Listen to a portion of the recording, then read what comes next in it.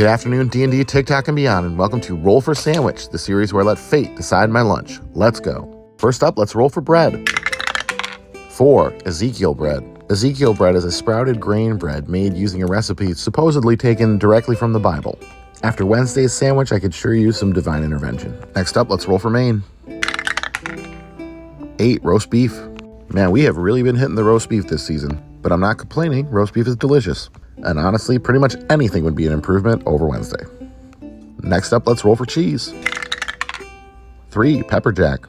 Pepper jack's not my favorite, but I don't hate it. And the spice will be nice with the roast beef. So far, so good. Next up, let's roll roughage. 2 tomatillos and 12 roll twice. All right, let's roll for that 12.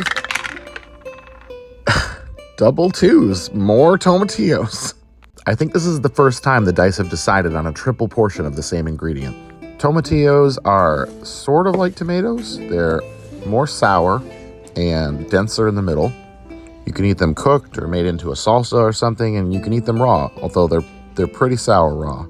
They'll add a nice bright flavor, but this might be too many. We'll see. Next up, let's roll wild magic. 18, salt and pepper. All right, well, this definitely seems to be a little bit of mercy from the powers that be. Just a nice bit of seasoning without adding anything crazy. I will take it. All right, last but not least, it's the D20 sauce roll. 13, dill pickle mustard. All right, I definitely think this was a winning choice out of all the sauces we could have rolled. The dill and vinegar will be right there with the tomatillos flavor-wise, and mustard and roast beef go great together. So this should be pretty good. Let's get our toothpicks in here to hold it together, and let's get it cut.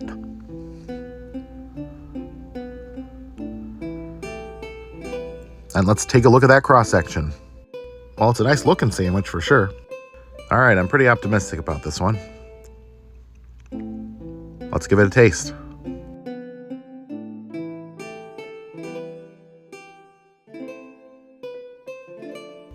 All right, yeah.